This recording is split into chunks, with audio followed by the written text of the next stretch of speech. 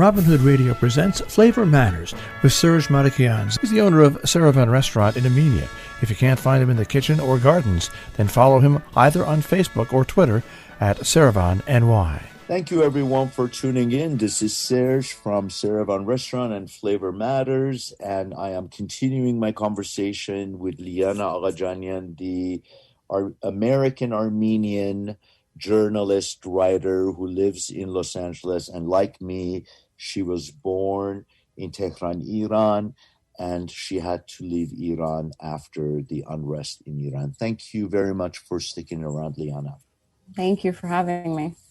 Liana, we've spoken about food. We've spoken about your immense and difficult undertaking, Dining in Diaspora, which is your blog in which you research Armenians throughout the world, mostly in the U.S., but also outside of the U.S., and what we eat, how we live, and who we are. I think that's an immense, immense project, and I just want to say, firstly, thank you very much for undertaking that.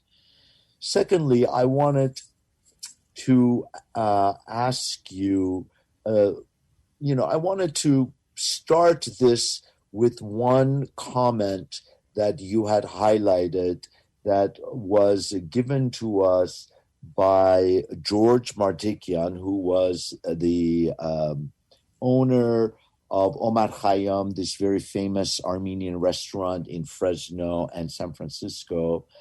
And you interviewed his son, Haik, who, by the way, I also had the pleasure of speaking to him many years ago when I first opened up Servan. And I have the books. And in there, one of the comments is, one moment you belong with your fathers to a million dead yesterdays.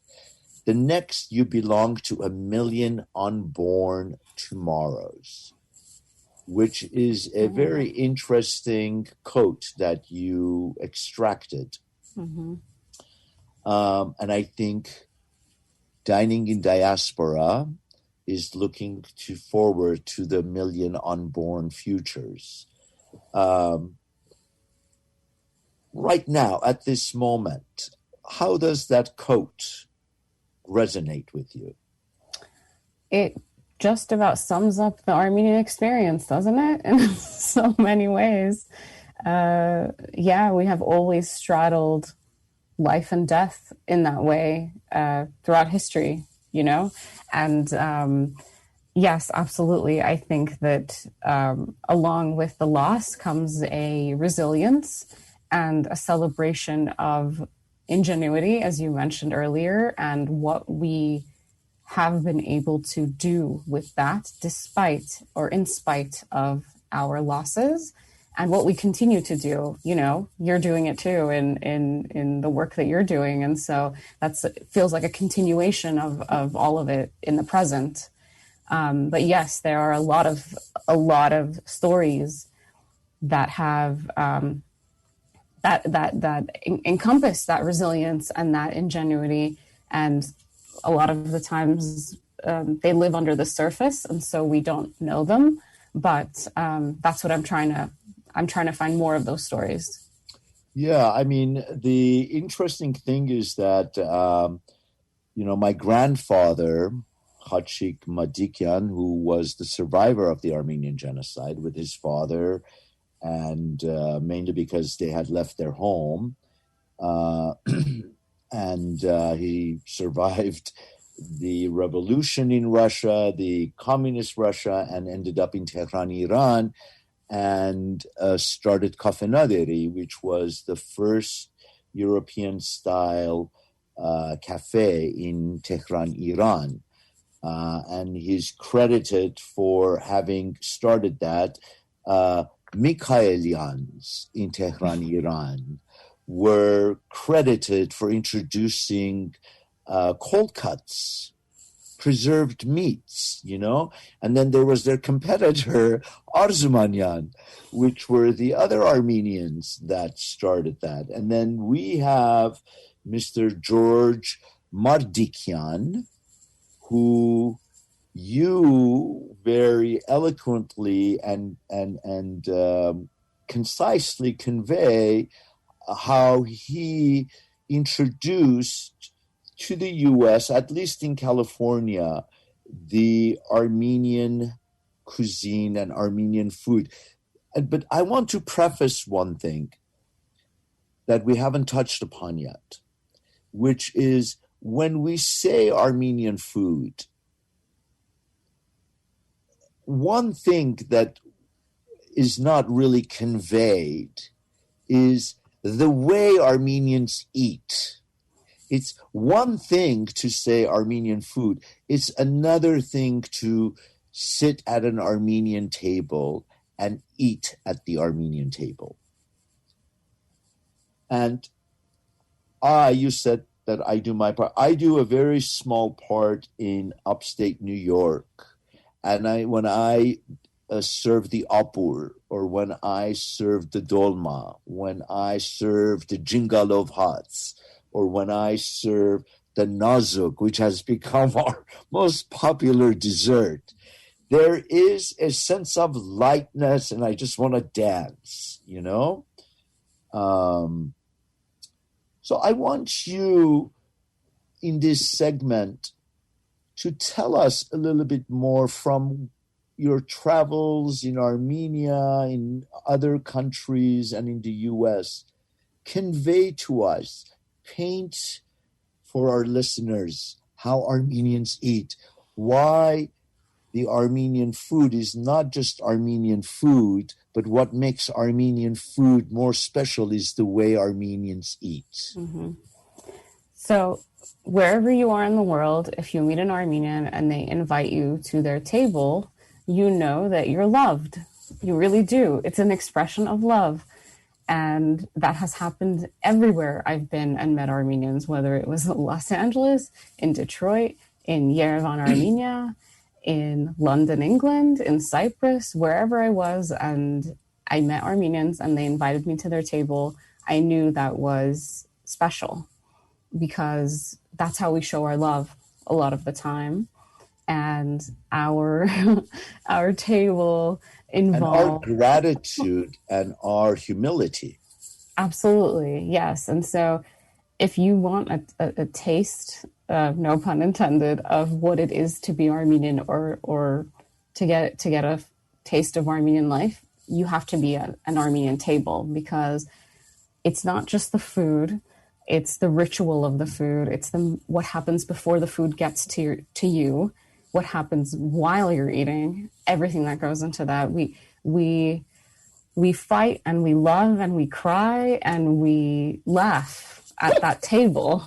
And so our whole story is encompassed there. Whether, you're eating, you're drinking, you're talking, you'll get a full picture if you join someone at an Armenian table. And then there's friend. I'm sorry to interrupt. I started laughing because your friend or your brother or your mother and your father isn't going to ask permission whether or not they can reach over and grab something from your plate. They'll just reach over and grab something from your plate. Of course not. Of course. And, if you start to look like your plate's getting empty, someone's always there to fill it. Exactly. So you better come very hungry to an Armenian table, and you better come prepared to talk. You better come prepared to hear speeches and drink a lot as well. And so it's very a lot of life. A lot of life, a lot of celebration. Yes. That happens at the Armenian table. I want to go back to your, I think this is a nice segue to go back into your writing and your initiation of the Eating in Diaspora, and the encouragement that George Madikians, his story sort of solidified that impulse in you that had been hovering in your head. And I want to read this section and ask you to elaborate on that and how you can add to it. You wrote that his existence and contributions to his adopted country gave me a sense of feeling rooted. It made me realize that I had some legacy here, one that had its hand in changing America in a positive way, that my identity was more varied than I was led to believe by larger powers that be. Yeah, that sums it up.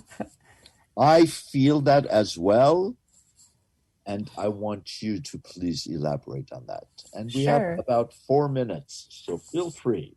Sure. So I think it's twofold. One is that, you know, as someone who is from a different generation than George Madikian was, you tend to concentrate on the present. You know, you tend to think about what you're doing where you are. And as an immigrant and someone with a refugee background, you think your story begins and ends there. And it does sometimes, because there's a lot of things that I personally can't access from my family because, you know, we had to leave the country that we knew as our home. And so finding these stories, you know, George Madikian's story was just a way for me to understand that, well, hold on, a lot happened before I got here and we just don't know about it. And because we share that ancestry, I feel that I can link to that and say, well, a lot of the people who share my ancestry have been here before and look at these amazing things that they've done. And I want to embrace that as part of my story too.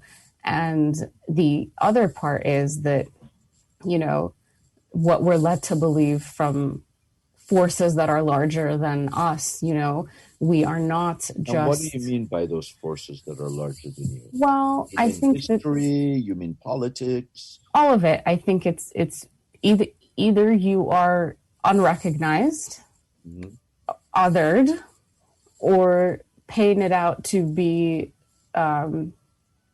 victims, for a lack of a better word. And the Armenian experience is so much richer than that.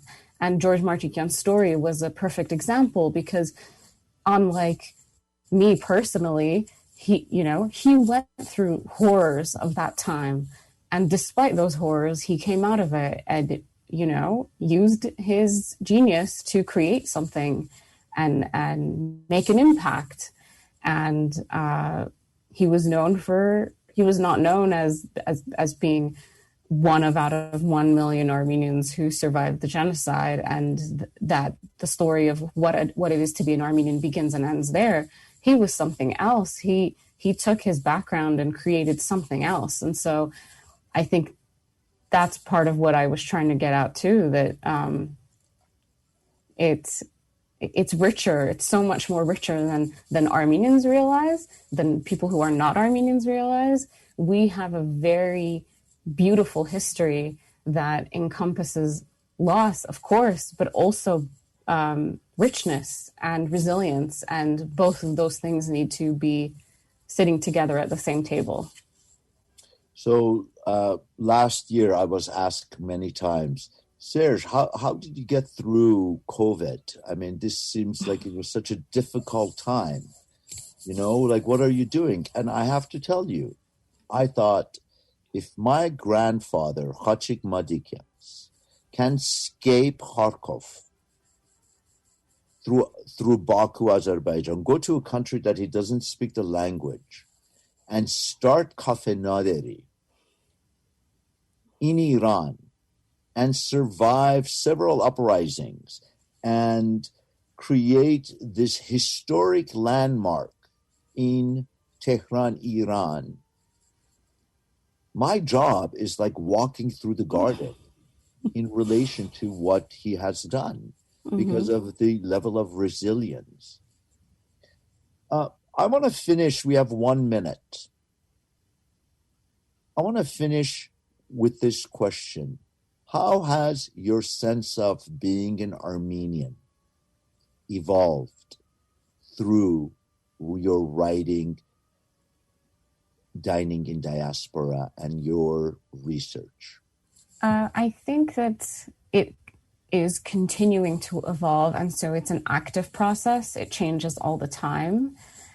For me, that means the more I write and the more people I meet and the more communities I can have dialogue with, it enriches my own personal experience and my understanding of who I am, and it connects me to these communities. And I think really that's what I'm looking for. I mean, I think that's what everyone's looking for, to create connections. And through this process, that has been extra special for me, because when I do make those connections, it means something very deep to me personally, in addition to being, journalism or writing. It gives me a bigger sense of who I am. It gives me a more complex sense of who I am and where I come from, and also where I'm going. It gives me a sense of the future too, and how we can impact that and how we can change it. So food is a perfect gateway to be able to explore all of those things, and it never stops giving for me personally. It's the perfect language in which to tell all of those stories and think about the future too. It's a beautiful medium. Liana, it's been a pleasure to speak with you. Thank you very, very much for taking the time. I know you're on California time, so thank you very much for waking up so early in the morning to join me here in New York. This is Serge from Servan Restaurant and Flavor Matters, and I had the pleasure of speaking to Liana Aghajanian, the Armenian writer, journalist, and her blog, Dining in Diaspora. Thank you again. Thank you so much for having me. Flavor Matters is a joint production of the Servan Restaurant and Robin Hood Radio. For more information on the Servan Restaurant in Armenia, New York, servan.com on the web.